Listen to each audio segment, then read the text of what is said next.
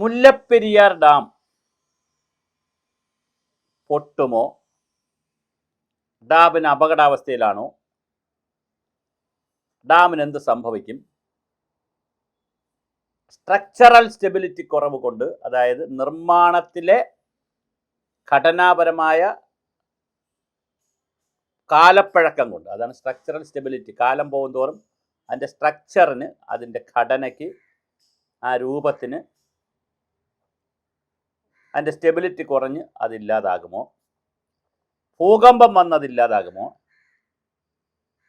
അതുമല്ല, മേഘവിസ്ഫോടനം പോലുള്ള വലിയ മഴ ഇടുക്കിയിലും ഇടുക്കി ഡാമിലുമെല്ലാം പെയ്ത് അതില്ലാതാകുമോ?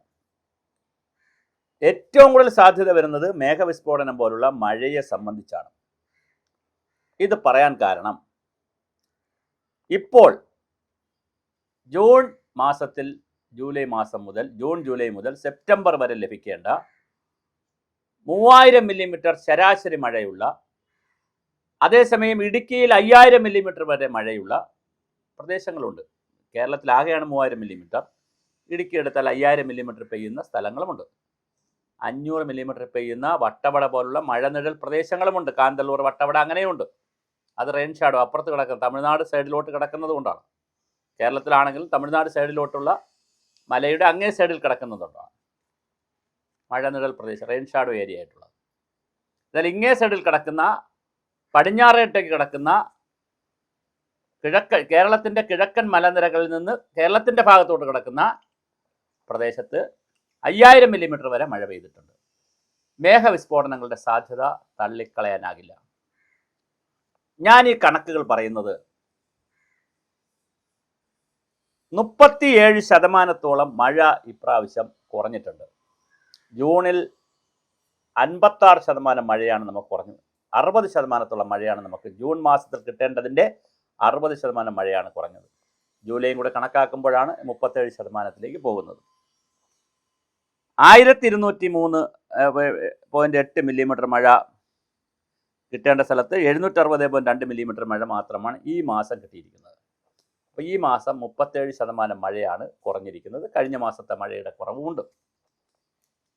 അപ്പോൾ സ്വാഭാവികമായിട്ടും എന്താ സംഭവിക്കുക? വരൾച്ചയിലേക്കാണ് പോകുന്നത്. അഗ്രികൾച്ചർ വരൾച്ചയുണ്ട്, കാർഷിക വരൾച്ചയുണ്ട്, കുടിവെള്ളത്തിൻ്റെ പ്രശ്നം ചെറുതായിട്ട് തുടങ്ങിയിട്ടുണ്ട്, വൈദ്യുതി പ്രതിസന്ധി വലിയ രൂപത്തിലേക്ക് മാറിക്കൊണ്ടിരിക്കുന്നു. ഇങ്ങനെ വരുമ്പോഴും 5 ജില്ലകളിൽ യെല്ലോ അലർട്ട് പറഞ്ഞിട്ടുമുണ്ട്. ഇന്നു മുതൽ അടുത്ത ചില ദിവസങ്ങളിൽ 5 കോഴിക്കോട്, മലപ്പുറം, വയനാട്, കണ്ണൂർ, കാസർഗോഡ് ജില്ലകളിൽ, വടക്കൻ ജില്ലകളിലാണ് യെല്ലോ അലർട്ട് പറഞ്ഞിട്ടുണ്ട്. യെല്ലോ അലർട്ട് എന്ന് പറയുമ്പോൾ അത്യാവശ്യം നല്ല മഴ വരും. റെഡ് അലർട്ടായ ഭയങ്കര മഴ വരും. ഇത് പറയുമ്പോഴും 62% മഴയാണ് വയനാട് ജില്ലയിൽ കുറവ് വന്നിട്ടുള്ളത്. എത്ര രസകരമാണ് കേരളത്തിൻ്റെ മഴയുടെ പാറ്റേൺ പരിശോധിച്ചാൽ. കേരളത്തിലാകെ 37%, വയനാട് 62%മാണ് കുറവ് വന്നിട്ടുള്ളത്. 1415 മില്ലിമീറ്റർ മഴ പെയ്യേണ്ടടുത്ത് 573.3 മില്ലിമീറ്റർ മഴ മാത്രമാണ് ചെയ്തത്. വയനാടിന് മാത്രമായിട്ട് 61%-ൽ കൂടുതൽ മഴയുടെ കുറവുണ്ട്. അതേസമയം 1464.3 മില്ലിമീറ്റർ ലഭിക്കേണ്ട സ്ഥാനത്ത് 566.2 മില്ലിമീറ്റർ മഴയാണ് ലഭിച്ചത്. എൻ്റെ പ്രശ്നം അവിടെ അല്ല. ഞാൻ സംസാരിക്കാനിരിക്കുന്നതും അതല്ല. ഭൂമധ്യരേഖ പ്രദേശത്ത് കിടക്കുന്ന ഒരു സംസ്ഥാനം അല്ലെങ്കിൽ രാജ്യവും ഒരു സംസ്ഥാനം എന്നുള്ള നിലയിൽ 8 ഡിഗ്രി മുതൽ 10 ഡിഗ്രി വരെ കിടക്കുന്ന ഒരു സംസ്ഥാനം എന്നുള്ള നിലയിൽ അതിശക്തമായ ചൂട് ഇവിടെയുണ്ട്. ഈ മഴക്കാലത്ത് അത്യാവശ്യം ചൂടുണ്ട്. AC ഒക്കെ ഇടുന്നുണ്ട് പല സ്പീഡുകളിലും. ഈ ചൂടുള്ള വായു അല്ലെങ്കിൽ ചൂട് കടലിലെ വെള്ളത്തെ നീരാവിയാക്കുന്നതിൻ്റെ അളവ് വളരെ കൂടുതലായിരിക്കും. ഈ നീരാവി പർവ്വതജന്യമായ ഓറോഗ്രാഫിക് ആയിട്ടുള്ള റിലീഫ് റെയിൻഫാൾ ഉള്ള കേരളത്തിലെ മലനിരകളിൽ തട്ടി ഇവിടെയൊക്കെ തന്നെ ഉണ്ടെങ്കിൽ ശക്തമായ മഴയായിരിക്കും വരാൻ പോകുന്നത്. അങ്ങനെ ശക്തമായ മഴ വന്നാൽ മുല്ലപ്പെരിയാർ ഡാം അടക്കമുള്ളതിൻ്റെ ഭാവി എന്താകും? ഇത് കേരളം കൺസേൺ ഉണ്ടോ എന്നാണ് ചോദ്യം. രാജ്യത്ത് ഒരു ക്വസ്റ്റ്യൻ പേപ്പർ ചോർന്നപ്പോൾ ഒരു മന്ത്രിക്ക് വരെ രാജിവെക്കേണ്ടി വന്നു. വലിയ പ്രക്ഷോഭം ഉണ്ടായി ഇന്ത്യയിൽ. ഡൽഹിയിൽ. എന്തുകൊണ്ട് കേരളത്തിൽ ഇടുക്കി, കോട്ടയം, എറണാകുളം, ആലപ്പുഴ, പത്തനംതിട്ട, തൃശ്ശൂർ ഇങ്ങനെ 3-4 ജില്ലകൾ ഏറെയും കുറഞ്ഞും, ചില ജില്ലകൾ കൂടുതലായിരിക്കും, ചിലയിടത്ത് കുറവായിരിക്കും. പെരിയാറിലൊക്കെയാണെങ്കിൽ വളരെ കൂടുതലായിരിക്കും. എറണാകുളമൊക്കെ 10-35 ലക്ഷത്തിൽ പരം ആളുകൾ വരുന്ന, 35 ലക്ഷത്തിനും 50 ലക്ഷത്തിനും ഇടയ്ക്ക് ആളുകൾക്ക് ജീവഹാനിയോ സ്വത്തിൻ്റെ ഹാനിയോ ഉണ്ടാകാൻ സാധ്യതയുള്ള, ഇനി മുല്ലപ്പെരിയാറിന് ഏതെങ്കിലും തരത്തിൽ നാശമുണ്ടായാൽ ഇടുക്കി ഡാം പിടിക്കുമെന്ന് പറയുമ്പോഴും ഇടുക്കി ഡാമിനും മുല്ലപ്പെരിയാറിനും ഇടയ്ക്കുള്ള 8-10 കിലോമീറ്റർ പ്രദേശത്തെ ഉപ്പുതറ അടക്കമുള്ള കുറേ പ്രദേശങ്ങളുടെ ജനങ്ങളുടെ ജീവനും സ്വത്തിനും ആരാണ് ഉത്തരം പറയുന്നത്? ഒരു കൂട്ടർ പറയുന്നു പുതിയ ഡാം വേണം, ഗവൺമെൻറ്റും അതിനകത്താണ് നിൽക്കുന്നത്, അതിൻ്റെ പ്രോജക്റ്റും റിപ്പോർട്ടുമായിട്ടൊക്കെ നിൽക്കുന്നു. ഒരു കൂട്ടർ പറയുന്നു ടണൽ വേണം, മറ്റൊരു കൂട്ടർ പറയുന്നു ജലനിരപ്പ് താഴ്ത്തിയാൽ മതി, മറ്റൊരു കൂട്ടർ പറയുന്നു റെഗുലേറ്റർ അഡ്ജസ്റ്റ്മെൻറ്റ് നടത്തിയാൽ മതി. തമിഴ്നാട് പറയുന്നു ഇത് സേഫാണെന്ന്. എത്ര പരിതാപകരമാണ് ഈ ഒരു ഡാമിൻ്റെ അവസ്ഥ എന്നറിയാവോ? നിരാലംബരും നിരാശ്രയരുമായിട്ടുള്ള ഒരു ജനത, പാവപ്പെട്ട കുറേ ജനങ്ങൾ ഡാമിൻ്റെ ഇമ്മീഡിയറ്റ് താഴെ മുതൽ വളരെ അടുത്തുള്ള, അതായത് ഞാൻ പറഞ്ഞ ഇടുക്കി ഭാഗത്ത് മുതൽ താഴോട്ട് ഉണ്ട്. ആരാണ് ഇവർക്ക് ഉത്തരം പറയുക? ഈ മഴ ഇങ്ങനെ മാറിക്കളിക്കുന്ന കാലത്ത് മഴ കുറയുന്നത് പോലെ ശക്തമായ മഴയും വരാൻ സാധ്യതയുള്ള ഒരു ഭൂമിശാസ്ത്ര പ്രദേശത്ത് നിൽക്കുന്ന ഈ ജലബോംബിനെ കുറിച്ച് നമ്മൾ എന്തുകൊണ്ട് ഇനിയും അവെയറാകുന്നില്ല? വളരെ കൃത്യമാണ് ചോദ്യം.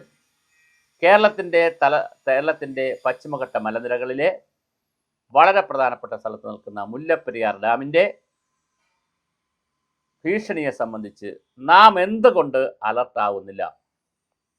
എറണാകുളത്തും വണ്ടിപ്പെരിയാറിലും ഉപ്പുതറയിലും ഇടുക്കിയുടെ കുറച്ച് ഭാഗങ്ങളിലും എറണാകുളത്തും പരവൂരിലും അങ്ങനെ എറണാകുളം ജില്ലയിലെ കുറച്ച് സ്ഥലങ്ങളിലും ആലുവയിലുമൊക്കെ ചില സമരങ്ങളും ശ്രമങ്ങളുമൊക്കെ നടക്കുന്നതിനപ്പുറം, ചില വാട്സപ്പ് കൂട്ടായ്മകളൊക്കെ ഉണ്ടാകുന്നതിനപ്പുറം എന്തുകൊണ്ട് തിരുവനന്തപുരം ഉൾപ്പെടെയുള്ള തലസ്ഥാന നഗരങ്ങളിൽ, അല്ലെങ്കിൽ കൊച്ചി ടൗണിൽ, അല്ലെങ്കിൽ കോഴിക്കോട് ടൗണിൽ, അല്ലെങ്കിൽ കേരളത്തിലെ ഗ്രാമങ്ങളിൽ, കേരളത്തിലെ സ്ഥലങ്ങളിൽ എന്തുകൊണ്ട് ഇതിനൊരു മൊമെൻറ്റം ഉണ്ടാകുന്നില്ല? പ്രതിഷേധമല്ല ഞാൻ ഈ പറയുന്നത്, പ്രതിഷേധിക്കണമെന്നോ സമരം ചെയ്യണമെന്നോ കലാപം ഉണ്ടാക്കണമെന്നൊന്നുമല്ല. ഈ ഡാമിൻ്റെ സുരക്ഷിതത്വത്തെ സംബന്ധിച്ച് കൃത്യമായ വിവരങ്ങൾ ജനങ്ങൾക്കറിയാൻ അവകാശമുണ്ട്. അതറിയിക്കാൻ ഭരണകൂടങ്ങൾക്ക് ഉത്തരവാദിത്വമുണ്ട്. അത് സംസ്ഥാന ഗവൺമെൻറ് ആയാലും തമിഴ്നാട് ഗവൺമെൻറ് ആയാലും കേന്ദ്ര ഗവൺമെൻറ് ആയാലും വലിയ ഉത്തരവാദിത്വമുണ്ട്. ഇത് വളരെ പ്രധാനപ്പെട്ട ഒരു വിഷയമാണ്. സംസ്ഥാന ഗവൺമെൻറ് മാത്രം വിചാരിച്ചതുകൊണ്ട് തീരുന്നൊരു വിഷയമേ അല്ല ഇത്. കേന്ദ്ര ഗവൺമെൻറ്റിനൊക്കെ ഇതിൽ വലിയ പങ്കുണ്ട്. അപ്പോൾ തീർച്ചയായിട്ടും പെയ്തൊഴിയുന്ന മഴ വീണ്ടും വരും. മുല്ലപ്പെരിയാർ ഉറക്കം കെടുത്തും. ഇത് ചർച്ച ചെയ്തേ കഴിയൂ. അപ്പോഴും കേരളത്തിൽ മാറുന്ന മഴയ്ക്കനുസരിച്ചുള്ള തയ്യാറെടുപ്പ് നമ്മൾ നടത്തിയോ? വരൾച്ചയ്ക്ക് എതിരെയും വരാനിരിക്കുന്ന പ്രളയത്തിനും വെള്ളപ്പൊക്കത്തിനുമെതിരെയും കൃത്യമായ തയ്യാറെടുപ്പ് കേരളം നടത്തിയിട്ടുണ്ടോ എന്ന് ചോദിക്കുമ്പോഴാണ് നമ്മൾ ദുരന്ത പരിപാലനത്തിൻ്റെ ബാലപാഠം പഠിക്കുന്നത്. നിർഭാഗ്യവശാൽ അതൊഴിച്ച് നമുക്കെല്ലാം അറിയാം. പ്രളയം വന്നാൽ, ഉരുൾപൊട്ടൽ വന്നാൽ, സുനാമി വന്നാൽ, ഓഖി വന്നാൽ ഓടിക്കൂടാൻ നമുക്കറിയാം. ഒരുപാട് കാര്യങ്ങൾ നമ്മൾ ചെയ്യും. പക്ഷേ അത് വരുന്നതിന് മുമ്പ് ഉള്ള തയ്യാറെടുപ്പ് നടത്താൻ ഇപ്പോഴും നമ്മൾ ഒരു തരത്തിലും തയ്യാറായിട്ടില്ല എന്നുള്ളതാണ് വളരെ പ്രധാനപ്പെട്ട കേരളം നേരിടുന്ന ഏറ്റവും വലിയ, മഴയേക്കാൾ വലിയ, അല്ലെങ്കിൽ മഴ വരാതെയോ വരികയോ ചെയ്തുകൊണ്ടുണ്ടാകുന്ന വരൾച്ചയോ വെള്ളപ്പൊക്കമോ പ്രളയത്തിനോ ഉരുൾപൊട്ടലിനോ അപ്പുറമുള്ള ഏറ്റവും വലിയ ദുരന്തം. നാം ഒരു സമൂഹം എന്നുള്ള നിലയിൽ ഉറങ്ങുന്നതാണ്. ആരാണിതിനെ ഉണർത്തുന്നത്?